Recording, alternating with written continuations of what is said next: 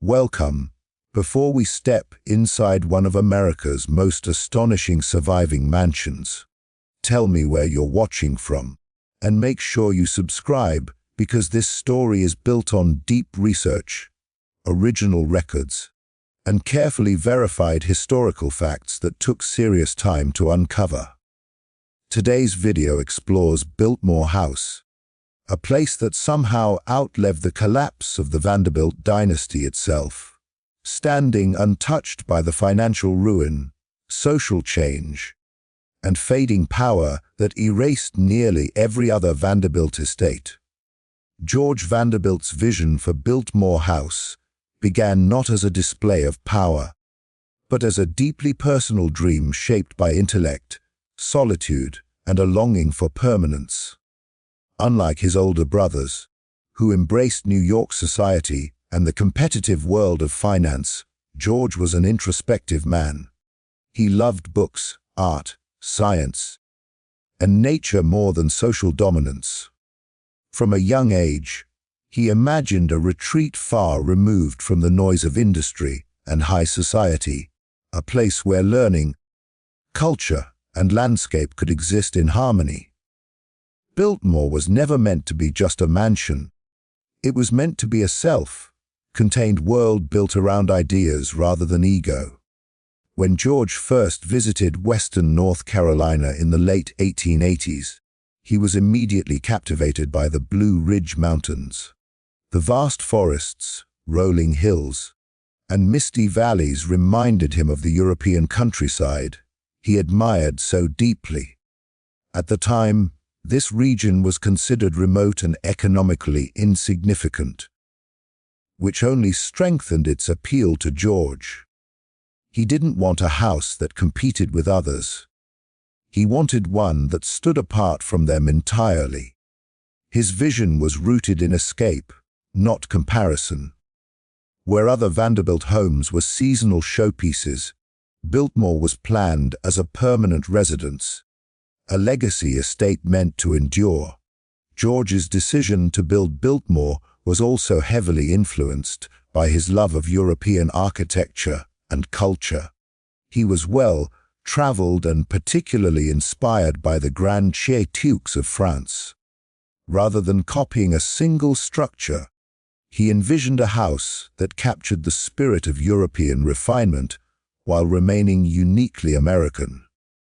To achieve this, he hired Richard Morris Hunt, one of the most respected architects of the era. Hunt understood that George wasn't asking for extravagance for its own sake. He was asking for a house that told a story of knowledge, artistry, and long-term vision. From the beginning, George insisted that the estate function as more than a residence. He imagined Biltmore as a working estate, complete with farms, dairies, workshops, and forests managed scientifically. This idea was revolutionary among America's elite, many of whom viewed land simply as a backdrop for luxury. George wanted sustainability before the word existed in common use. He brought in Gifford Pinchot, who would later become the first chief of the U.S. Forest Service, to manage the land responsibly. This choice reflected George's belief that wealth carried responsibility, not just to people, but to the land itself. Books were central to George Vanderbilt's vision. The Biltmore Library, holding more than 20,000 volumes, was not a decorative feature. It was the heart of the house. George read daily and viewed learning as a lifelong pursuit. He designed spaces for quiet study, reflection, and conversation, rather than constant entertainment. While other mansions emphasized ballrooms and guest wings, Biltmore balanced grandeur with privacy. Even its size was intentional, large enough to host scholars, artists, and thinkers, but designed to feel lived in rather than performative. Another critical aspect of George's vision was permanence. He was acutely aware that fortunes could rise and fall. The Gilded Age was already showing signs of instability, and George quietly planned for a future where the Vanderbilt name might not always dominate American industry. Biltmore was constructed with materials and craftsmanship meant to last generations. Stone was quarried on site, wood was carefully selected, and artisans were hired not for speed, but for quality. George wanted a house that could survive changes in economy, taste, and ownership, a decision that would later prove vital to its survival. Importantly, George did not view Biltmore as a monument to himself. Unlike many industrial magnates, he avoided placing his name everywhere and rarely sought public attention. He saw the estate as a living project rather than a frozen symbol of success. This mindset shaped everything, from its adaptable land use to its openness to future change. While other Vanderbilt estates were tightly bound to the lifestyles of their owners, Biltmore was flexible by design. That flexibility would allow future generations to repurpose it without destroying its soul. George Vanderbilt's vision was, in many ways, quietly radical. He built not for spectacle, but for continuity. He prioritized knowledge over excess, stewardship over dominance, and endurance over fashion. That original vision, thoughtful, adaptable, and deeply intentional, is the reason Biltmore House didn't share the fate of other Vanderbilt mansions. It wasn't built to impress a moment in time. It was built to outlive it. What truly set Biltmore apart from other Vanderbilt mansions was not just its size or beauty, but the philosophy behind its creation. While many Vanderbilt estates were built as statements of dominance during the height of the Gilded Age, meant to dazzle rivals and host society's most extravagant gatherings, Biltmore was designed with a fundamentally different purpose. It was never meant to compete. From the very beginning, George Vanderbilt envisioned a place that functioned as a self-sustaining estate rather than a seasonal showpiece, and that single distinction changed everything about its future. Most Vanderbilt mansions were located in places like New York City, Newport, or Long Island, centers of social competition where wealth was constantly on display.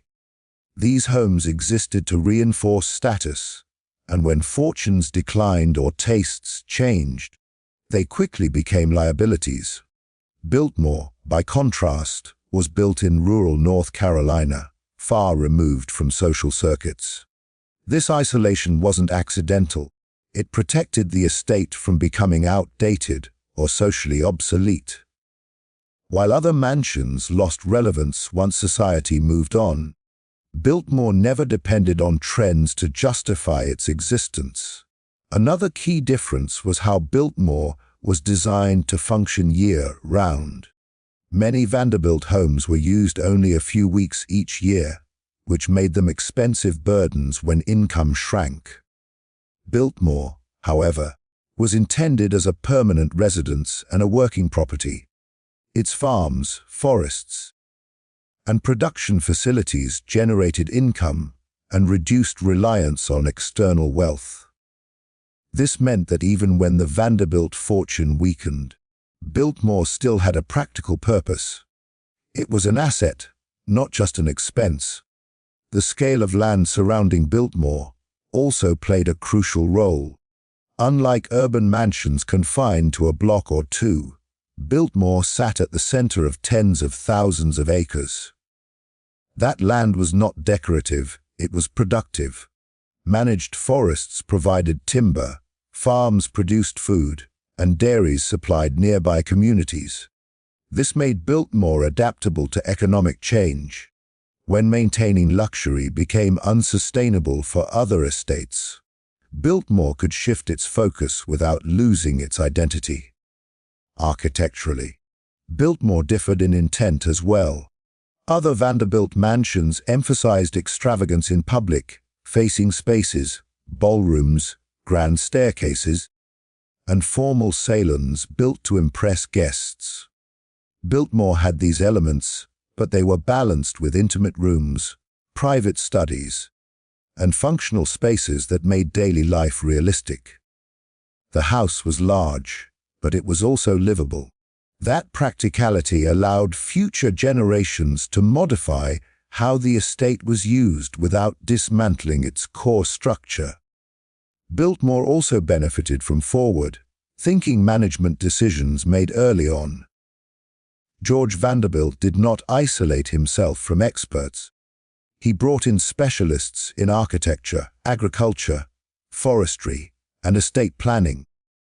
This professional approach contrasted sharply with the way many Vanderbilt properties were managed, often emotionally, based on prestige rather than practicality. Because Biltmore was planned with long-term sustainability in mind, it was better prepared to weather financial strain. Perhaps most importantly, Biltmore was emotionally detached from ego. Many Vanderbilt mansions were deeply tied to the personal identity of their owners. When those individuals died or their wealth declined, the homes lost their purpose. Biltmore, however, was never just George Vanderbilt's house. It was conceived as an enduring institution, a place that could evolve. This allowed later generations to open it to the public, adapt it for tourism, and preserve it as a historical landmark rather than abandon it. In the end, Biltmore survived because it was never built to chase excess or impress rivals. It was different by design. Its location, function, land use, architecture, and management all reflected a mindset focused on longevity rather than luxury alone. While other Vanderbilt mansions fell victim to changing times, Biltmore stood ready for them, quietly waiting to become something more than a private home. The financial pressures that destroyed most Vanderbilt estates did not arrive all at once. They crept in slowly, disguised by the illusion of endless wealth. During the height of the Gilded Age, the Vanderbilt fortune seemed inexhaustible. Railroads, shipping, and real estate generated unprecedented income, and successive generations built grander and more expensive homes to reflect that power. But beneath the surface, the very structure of that wealth made it vulnerable. As industries changed, taxes increased, and inheritance divided fortunes. The enormous cost of maintaining those estates became impossible to sustain. One of the greatest pressures was sheer maintenance. Vanderbilt mansions were architectural marvels, but they were also financial traps. These homes required hundreds of servants, constant repairs, imported materials, and endless upkeep. Heating massive stone buildings, maintaining gardens designed for spectacle, and preserving interiors filled with priceless art demanded a steady stream of income. When railroad profits declined and competition increased, the cost of maintaining luxury quickly outpaced the money coming in. What once symbolized power became an unbearable burden. Inheritance played an equally devastating role. The Vanderbilt fortune was divided repeatedly across generations, weakening its foundation each time. Unlike later dynasties that consolidated wealth through trusts and careful estate planning, early Vanderbilt heirs often inherited large properties without the income needed to support them. Many heirs lacked the business discipline of Cornelius Vanderbilt and relied on spending rather than reinvestment. As fortunes fragmented, maintaining multiple mansions became financially impossible. Selling or demolishing them often became the only viable option. Taxation was another major blow. In the early 20th century, property taxes rose dramatically, and new inheritance and income taxes targeted America's wealthiest families. These taxes were especially punishing for families who owned vast estates but lacked liquid cash. Vanderbilt mansions, with their enormous assessed values, became financial liabilities. Some heirs were forced to sell properties just to pay taxes, while others watched as unpaid obligations drained what remained of their wealth. Social change accelerated the collapse. The Gilded Age culture of extravagance fell out of favor after World War I. Public opinion shifted sharply against displays of extreme wealth, and large private estates became symbols of excess rather than success. Servant labor grew more expensive and harder to maintain, and the lifestyle that had once justified massive homes no longer existed. Many Vanderbilt heirs simply had no reason or desire to live in such grand spaces. Economic crisis delivered the final blows. The Panic of 1893, the Panic of 1907, and especially the Great Depression shattered financial stability across America. Investments failed, incomes dried up, and emergency sales became common. For Vanderbilt estates located in urban or elite social centers, there was little alternative use. These mansions could not easily be repurposed, and maintaining them during economic collapse was impossible. Demolition often cost less than preservation. Poor adaptability sealed their fate. Most Vanderbilt homes were designed purely for private luxury. They had no agricultural income, no tourism potential, and no structural flexibility. When the money disappeared, so did their purpose. Unlike Biltmore, they could not evolve. They were locked into a lifestyle that no longer existed, and once that lifestyle vanished, the estates followed. By the mid-20th century, dozens of Vanderbilt mansions were gone, sold, subdivided, or demolished. Their destruction was not due to a single mistake, but to a convergence of financial pressure, inheritance fragmentation, taxation, cultural change, and economic collapse. The Vanderbilt Dynasty fell not because it lacked wealth, but because its wealth was built on a system that could not adapt. Biltmore survived because it was the exception to every one of those failures. Early preservation decisions were the turning point that saved Biltmore from the fate that claimed nearly every other Vanderbilt estate. These choices were not accidental, nor were they made out of sentiment alone. They were calculated responses to financial reality, changing public attitudes, and the recognition that Biltmore's value extended far beyond its role as a private home. While many heirs clung to their mansions until bankruptcy forced demolition, the stewards of Biltmore acted before decline became irreversible. The first critical moment came after George Vanderbilt's death in 1914. His widow, Edith Vanderbilt, was left managing an estate of extraordinary size during a period of global instability. World War I, shifting tax laws, and declining investment returns made it clear that maintaining Biltmore as a purely private residence was unsustainable. Instead of denying this reality, Edith made a decision that was almost unheard of among elite families at the time. She began opening parts of the estate to the public. This move transformed Biltmore from a financial liability into a working cultural property. One of the earliest preservation choices was to prioritize the estate's land over luxury. Edith sold significant portions of Biltmore's vast acreage, but she did so strategically. Rather than selling the core estate or the house itself, she preserved the heart of Biltmore while allowing surrounding land to be repurposed. This decision reduced tax burdens, generated income, and ensured that the mansion remained intact. Many other Vanderbilt heirs sold their homes outright to cover debts, leaving nothing to preserve. Biltmore avoided that trap. Another decisive preservation step was embracing tourism without sacrificing integrity.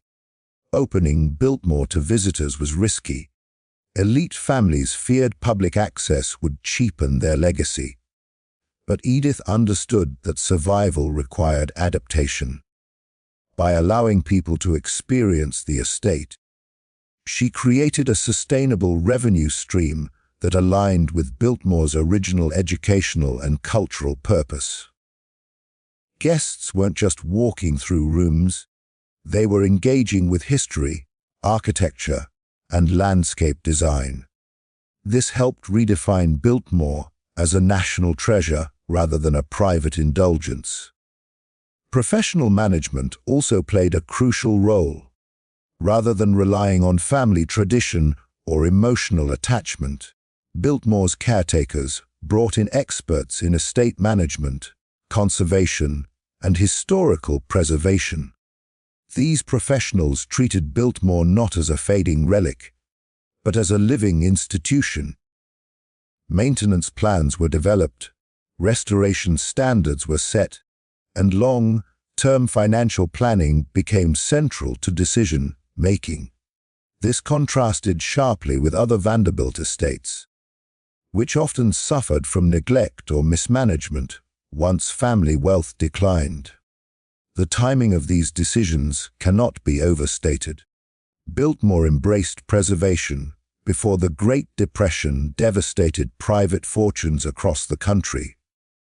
When economic collapse hit, Biltmore was already positioned as a public attraction with diversified income. Other mansions had no such buffer. Their owners were forced into desperate measures, selling art, dismantling buildings, or demolishing properties altogether. Biltmore, by contrast, was already protected by a framework designed for endurance. Equally important was the mindset behind preservation. The family recognized that Biltmore's survival depended on redefining ownership itself. Instead of seeing the house as a symbol of private privilege, they reframed it as a shared cultural asset. This shift allowed future generations to justify preservation not through wealth alone, but through historical value. It invited public support, academic interest, and institutional backing that private estates could never sustain on their own. These early preservation decisions created a foundation that continues to support Biltmore today. By acting early, selling strategically, opening to the public, embracing professional management, and redefining the estate's purpose, Biltmore escaped the slow decay that doomed so many Vanderbilt properties. Preservation was not a reaction, it was a strategy. And that strategy ensured that Biltmore would outlive not only the Vanderbilt Dynasty's peak, but its decline as well. Tourism and public access were not just helpful to Biltmore's survival. They became the single most important reason it endured, while other Vanderbilt estates disappeared.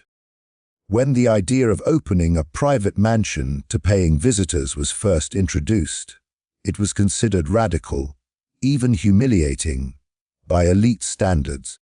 Grand homes were symbols of exclusivity, not public spaces. But Biltmore's caretakers recognized something others did not. History has value, and people are willing to pay to experience it. That realization transformed Biltmore from a financial burden into a sustainable institution. When Biltmore officially opened to the public in the mid-1930s, the timing was critical.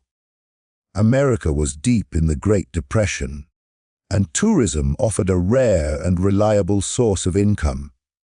Visitors were drawn not just by the house itself, but by the story it represented, America's Gilded Age, architectural ambition, and the lifestyle of a vanished elite.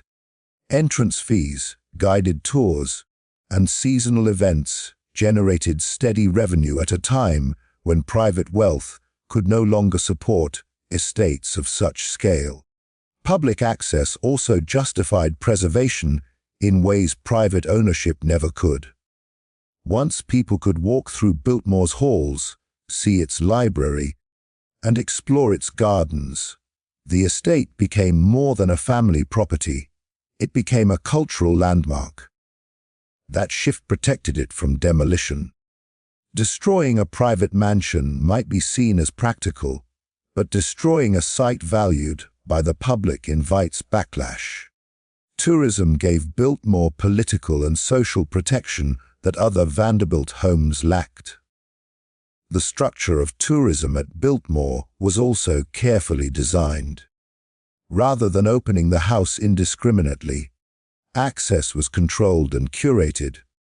This protected fragile interiors while preserving the visitor experience. Rooms were maintained as historical environments, not modernized for convenience. This balance between accessibility and conservation allowed Biltmore to age gracefully rather than deteriorate under foot traffic. Tourism also allowed the estate to diversify its income streams. Beyond house tours, Biltmore expanded into gardens, seasonal displays, hospitality, and later, wine production and events. Each addition strengthened financial stability without compromising the estate's identity. Unlike urban mansions that had no space or flexibility, Biltmore's vast land made expansion possible. Tourism became not a single solution, but a flexible system that adapted as times changed. Another overlooked benefit of public access was relevance. As decades passed, many Gilded Age mansions faded from public memory. Biltmore did the opposite. By welcoming visitors, it remained part of national conversation. School groups, historians, architects, and travelers all contributed to its continued significance. Relevance ensured funding, interest, and advocacy. Three things no private estate can maintain alone. Tourism also reshaped how Biltmore was perceived. It was no longer just a symbol of wealth. It became a window into American history. Visitors learned about architecture, labor, agriculture, and cultural change. That educational role strengthened its legitimacy as a preserved site. Other Vanderbilt mansions, lacking public purpose, were viewed simply as outdated luxuries and were easier to discard. Ultimately, tourism saved Biltmore by aligning survival with service. The estate endured because it offered something meaningful to the public, not because it clung to private privilege. Public access created income, relevance, and protection all at once. While other Vanderbilt estates closed their gates and faded into memory, Biltmore opened its doors, and in doing so, secured its place in history. The survival of Biltmore through generations of economic upheaval and cultural change was not accidental. It was the result of deliberate family strategies that prioritized flexibility over pride and planning over tradition. While many wealthy families clung to the illusion that fortunes would recover, the stewards of Biltmore accepted reality early and adjusted their approach accordingly. This willingness to adapt, rather than resist change, is what allowed the estate to remain operational when so many other Vanderbilt properties collapsed under financial strain. After Edith Vanderbilt remarried and eventually transferred stewardship, the family recognized that Biltmore could no longer depend on inherited wealth alone. Instead of treating the estate as a static heirloom, they approached it as a living operation that needed revenue, management, and reinvention. One of the most important strategies was separating emotional attachment from decision-making. Unlike other heirs who refused to alter or open their properties, Biltmore's caretakers accepted difficult but necessary changes to ensure survival. Professional management became central to this strategy. The family brought in estate managers, financial planners, and preservation specialists who understood long-term sustainability. Decisions were made based on data and planning, not nostalgia. Budgets were controlled, maintenance schedules were structured, and restoration work was prioritized based on urgency and impact. This level of discipline was rare among families accustomed to limitless spending, but it was essential in maintaining an estate of Biltmore's scale. Another key strategy was diversification. Rather than relying solely on house tours, the family expanded Biltmore's operations into multiple revenue streams over time: agriculture, hospitality, events, and later, wine production were integrated into the estate's identity. Each venture was designed to complement the property rather than exploit it. This diversification created financial resilience, allowing Biltmore to withstand downturns that would have crippled a single income operation. The family also made strategic choices about ownership and control. Instead of selling the estate outright during difficult periods, they preserved core assets while divesting peripheral ones. Land sales were calculated, not desperate. This preserved the integrity of the estate while reducing financial pressure. Many Vanderbilt heirs lost everything by selling too much too quickly. Biltmore survived by selling just enough. Equally important was the family's understanding of public perception. They embraced transparency and engagement rather than secrecy. By positioning Biltmore as a shared cultural treasure rather than a private fortress, they earned public goodwill. This support translated into sustained interest, political backing, and institutional partnerships that strengthened long-term preservation efforts. Perhaps the most understated strategy was continuity of purpose. Each generation treated Biltmore not as a relic of past glory, but as a responsibility. The goal was never to recreate the Gilded Age lifestyle. It was to protect the estate's historical, architectural, and cultural value. This mindset prevented stagnation. While other estates were frozen in time until they failed, Biltmore evolved while remaining authentic. In the end, Biltmore survived because its caretakers understood a difficult truth: preservation requires change. Through professional management, diversification, strategic asset control, and a clear sense of purpose, the family transformed Biltmore into a self-sustaining institution. These strategies didn't just keep the lights on, they ensured that Biltmore would remain relevant, respected, and resilient long after the Vanderbilt Dynasty itself had faded. Biltmore remains a symbol of endurance rather than excess because its story ultimately reflects restraint, foresight, and adaptability, qualities rarely associated with the Gilded Age. While many grand estates are remembered as monuments to unchecked wealth, Biltmore has come to represent something far more complex. Its survival reframed it in the public imagination, transforming it from a display of privilege into a lesson in long-term thinking. Over time, the very things that once made it seem excessive, its scale, its land, its ambition, became the reasons it endured. Unlike other Vanderbilt mansions that vanished and are now remembered only in photographs, Biltmore is experienced firsthand. That continued presence changes how it is interpreted. Visitors don't see a ruin or a cautionary tale of financial collapse. They see a living estate that adapted to every challenge thrown at it. This survival narrative reshapes its meaning. Biltmore is no longer judged by how much it cost to build, but by how intelligently it was preserved. The estate's endurance also reflects a shift in values. Excess is fleeting by nature, It depends on constant reinforcement through wealth and status.